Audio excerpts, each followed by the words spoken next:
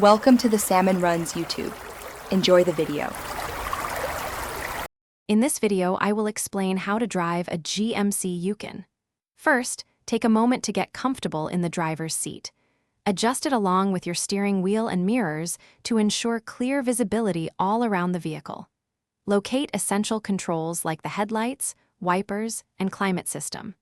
Familiarize yourself with the gear selector and parking brake. Understanding these basics before you even start the engine will make your first drive much smoother and more confident. Your Yukon is packed with useful features.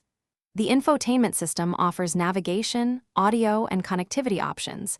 Take time to explore its menus. For varying road conditions, understand how to engage the four-wheel drive system, if equipped, for enhanced traction.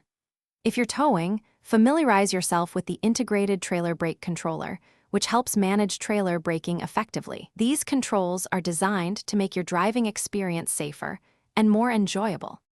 Driving a larger vehicle like the Yukon requires mindful practices.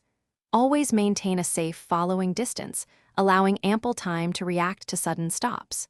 Use your turn signals for every lane change and turn, clearly communicating your intentions.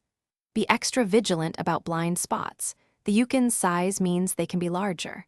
Utilize your side mirrors and consider aftermarket blind spot monitors for added safety. Drive defensively and anticipate other drivers' actions. Keeping your Yukon in top condition ensures its longevity and performance. Adhere to the manufacturer's recommended maintenance schedule for oil changes, tire rotations, and fluid checks. Explore advanced safety features such as lane keeping assist and adaptive cruise control, which can significantly enhance your driving safety and comfort.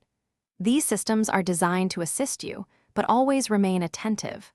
Also, for a great read that could change your financial perspective, check the description for a link to a fantastic book and other deals. Thanks for watching. Consider subscribing if we helped you.